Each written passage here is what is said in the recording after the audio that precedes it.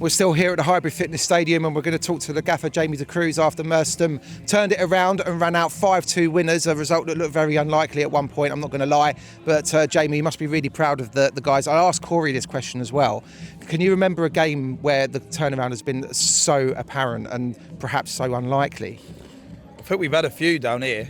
I look back at Burgess Hill a couple of years ago when Corey scored the hat-trick, and I know why you say unlikely in terms of going 2-0 down, but I don't think we deserve to be 2-0 down. No. I thought we played really well first half.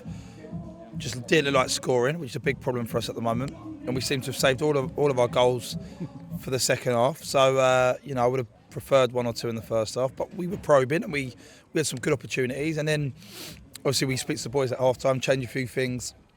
And then second half to concede. We've conceded 2 set pieces. Yeah. That's all we've conceded. Have we conceded a shot in the game? Maybe 1, but all the balls been in our half. We played some really good football. We were probing. My biggest disappointment of conceding the second one is it come from our goal kick, where we lost the 50-50 from the throw-in. Yeah. They win a corner, goal. That's not good enough for us, and we spoke about that in there. We're not giving away cheap goals like that. That needs to improve, and that will improve. But apart from that, I thought it was a good performance. I thought we deserved to win. I thought we scored some excellent goals and it could have been more. Yeah, I think to be fair, in the first half, we had some great attacks where we were probing. It was one touch, it was cutting through. There was one attack from here, our own corner flag. We carved them open, 8, 9, 10 passes. We can't wait to look at it back. It was unbelievable and it led to a good shot and we were unlucky. I think we won a corner from it. But there was loads of signs there in the first half. I think when you go 2-0 down, you're always worried, aren't you? Because we haven't scored enough goals in recent weeks. And keeping clean sheets has been a little bit of a problem. We want to keep more clean sheets than we are, but great reaction and the boys deserved it second half. I was going to ask this later in the interview, but now you've brought it up. Clean sheets obviously are a bit of a problem. Is it something that you guys are focused on when you're at training, etc., to try and improve? Or yeah, but then what did you do today? We just conceded 2 set pieces. The lad who put the ball in, the 2 balls in, unbelievable distribution, great balls. And, AJ, who's a very well-loved lad down here, like we got a lot of time for AJ, does what AJ does. He gets on the end of stuff. His second goal's a great header, so fair play. But, yeah, we just think it's just us, ain't it, Merstham? We are what we are, and sometimes we got to go 2-0 down just to liven up a little bit and actually think, what are we doing? Come on, let's go and take the game to them. Without a doubt, the 2 quick goals helped, but we deserved it. We were so front-footed.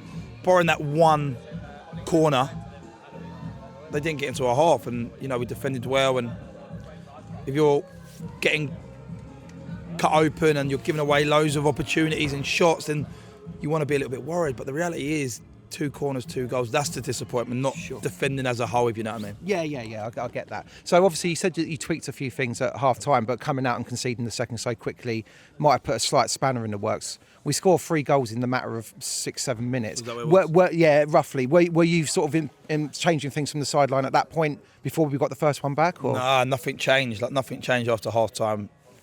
Forget about the goal, it's gone. We got to carry on, and we actually felt that the second goal might have gone to their detriment in terms of maybe they were just happy to sit and protect that, and that gave us more space to then play through. And Charlie Greenwood was phenomenal in terms of finding those little pockets. I thought Ollie Allen was superb on his first game. We'll talk about him maybe in a bit. Yeah.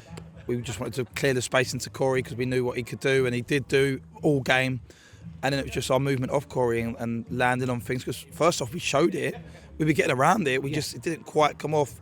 Couple blocks, couple goalie saves, but second half it all came together. I think so. I would say from the 49th minute onwards, to a man, everyone played their part. Tulse didn't really have a lot to do, but when he was called into action, he did it superbly. Solid hand, yeah. Jude was great down the left. He got involved. He was involved in a couple of the goals. Like you say, Charlie. I mean, you brought Ollie in. I think for a debut, he's really put a stamp on that midfield and probably endeared himself to the fans already.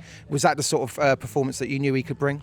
Yeah, we've been after Ollie for a while, to be fair, and he had already committed to his former club, and we sort of tried to jump in on the basis that he hadn't played so much recently for whatever reason, and we knew there was going to be competition for him. And yeah, he's a top lad, Ollie, lovely guy, lovely lad, and yeah, perfect for us, exactly what we need, and we're really happy to have him. So yeah, and again, it sums the club up because we didn't have to sell it to him.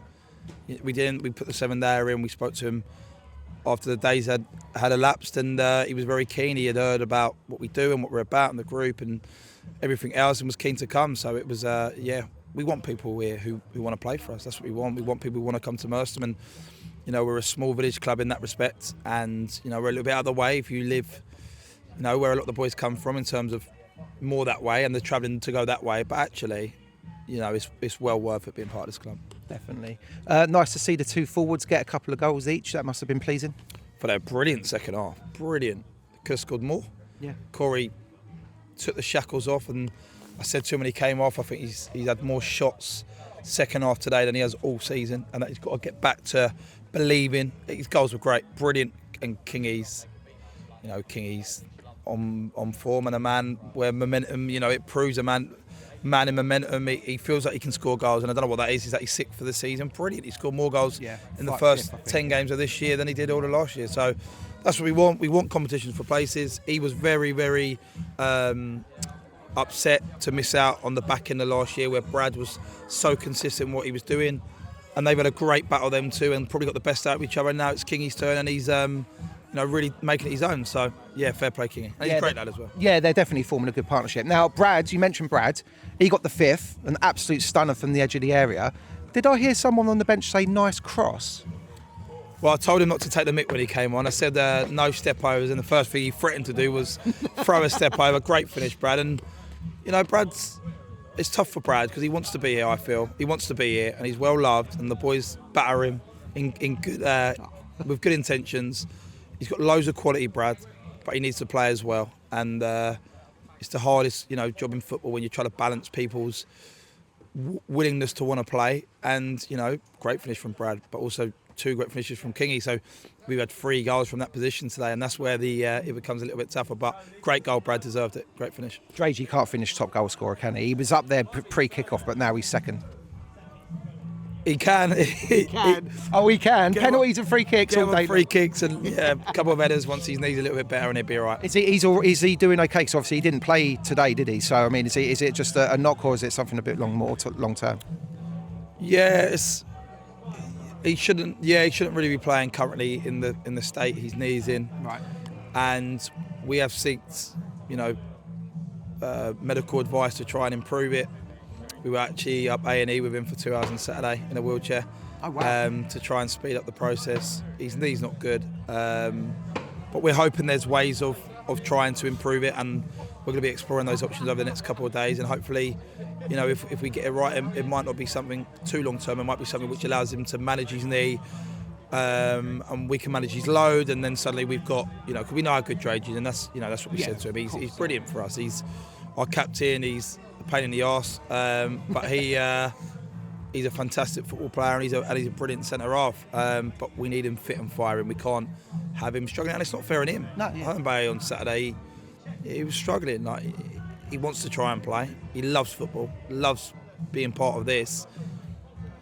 He couldn't run. He wasn't even able to do the possession in the warm-up because he was struggling, and it's not fair. We put a lot of pressure on Dragey because he's a good player. Yeah. But we need to try and look after him as well, and that's what we do.